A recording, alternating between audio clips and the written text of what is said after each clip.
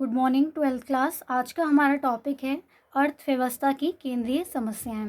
किसी भी अर्थव्यवस्था की तीन केंद्रीय समस्याएं होती हैं। सबसे पहली है क्या उत्पादन किया जाए, मतलब विभिन्न तरह की हमारे पास वस्तुएं होती हैं उत्पादित करने के लिए, जैसे उपभोक्ता वस्तुएं हैं, पूंजीगत वस्तुएं हैं।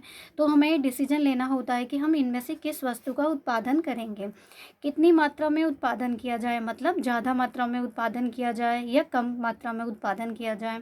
सेकंड समस्या है उत्पादन कैसे किया जाए। कैसे किया जाए में हम देखते हैं कि कौन सी तकनीक को अपनाया जाए, मतलब श्रम प्रदान तकनीक को अपनाया जाए या पूंजी प्रदान तकनीक को अपनाया जाए, ये हम डिसीजन लेते हैं। इसके बाद जो केंद्रीय समस्या है हमारी ये है उत्पादन किसके लिए किया जाए। किसके लिए किया जाए मतलब हमारे पास दो वर्ग होते हैं, एक अमीर वर्ग होता है और दूसरा गरीब वर्ग होता है। तो इन दोनों वर्ग में से हम किसके लिए वस्तु का उत्पादन कर रहे हैं। इसके बाद है उत्पादित वस्तुओं का वितरण किस प्रकार हो, मतलब जो वस्तु हमने उत्पादित कर ली है उसको हमें परिवारों में, व्यक्तियों में बांटना होता है, वितरित करना होता है, तो उसको किस प्रकार से किया जाए इसका अध्ययन करते हैं। अब जो हमारी अर्थव्यवस्था की ये तीन केंद्रीय समस्याएं हैं इनका हम डिटेल में अध्ययन कर लेते हैं।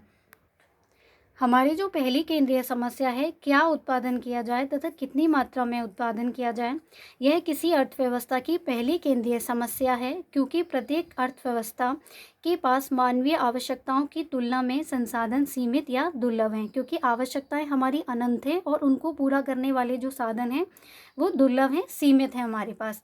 इसलिए हम सभी वस्तुओं का उत्पादन नहीं कर सकते जितना कि हम करना चाहते हैं। जो व्यक्ति है वो इतनी वस्तुओं का उत्पादन करना चाहता है क्योंकि उसकी आवश्यकताएं जो होती हैं वो अनंत होती हैं, वो संतुष्ट नहीं हो पाता है। तो अब यहाँ हमें यह निर्णय लेना पड़ता है, वस्तुओं का चुनाव करना पड़ता है हमें कि हम कौन सी वस्तु का उत्पादन करें, क्योंकि वस्तुएं विभिन्न प्रकार की होती हैं। जैसे एक अर्थव्यवस्था में विभिन्न प्रकार की वस्तुओं का उत्पादन होता है। सबसे पहली हैं उपभोक्ता वस्तुएं। उपभोक्ता वस्तुएं वे वस्तुएं होती हैं जिनका हम दिन प्रतिदिन की क्रियाओं में उपयोग करते हैं और अपनी आवश्यकताओं की संतुष्टि करते हैं। जैसे खाद्यान्न की चीज़ें भी हो सकती हैं, गेहूँ है, चीनी है, चावल है, पहनने ओढ़ने की चीज़ें भी हो सकती हैं जैसे कपड़ा है। इसके बाद है पूंजीगत वस्तुएं।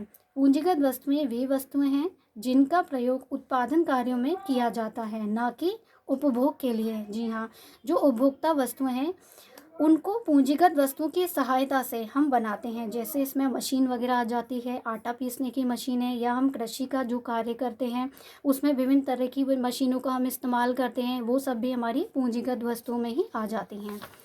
इसके बाद है विलासिता की वस्तुएं। जो वस्तुएं हमें आराम प्रदान करती हैं वे सारी वस्तुएं विलासिता की वस्तुएं होती हैं, जैसे कार है, एसी है आदि।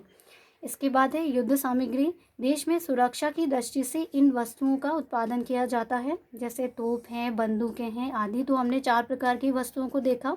अब डिसीजन हमें ये लेना है कि हम अर्थव्यवस्था में इन चारों में से कौन सी वस्तु का उत्पादन करेंगे।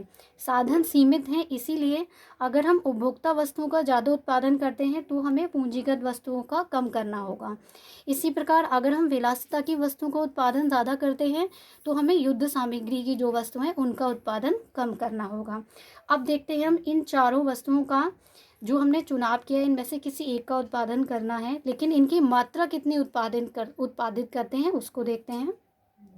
मात्रा का चयन करते हैं, चुनाव करते हैं। जैसे जब अर्थव्यवस्था वस्तुओं का चयन कर लेती है तो यह निर्णय लेना होता है कि किन वस्तुओं का उत्पादन कितनी मात्रा में किया जाए। यदि एक अर्थव्यवस्था में उपभोक्ता वस्तुओं का अधिक उत्पादन किया जाएगा तो पूंजीगत वस्तुओं का कम करना होगा। जी हाँ, क्योंकि अगर हम उपभोक्ता वस्तुओं का ज़्यादा उत्पादन कर रहे हैं तो पूंजीगत वस्तुओं का कम करेंगे, मतलब मात्रा का चयन इसके अंतर्गत करते हैं।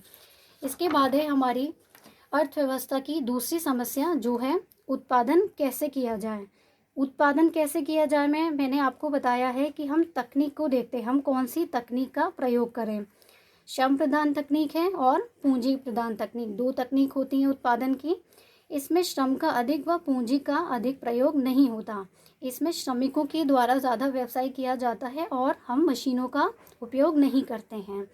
फिर है पूंजी प्रधान तकनीक, मतलब इसमें पूंजी का अधिक व श्रम का कम प्रयोग होता है।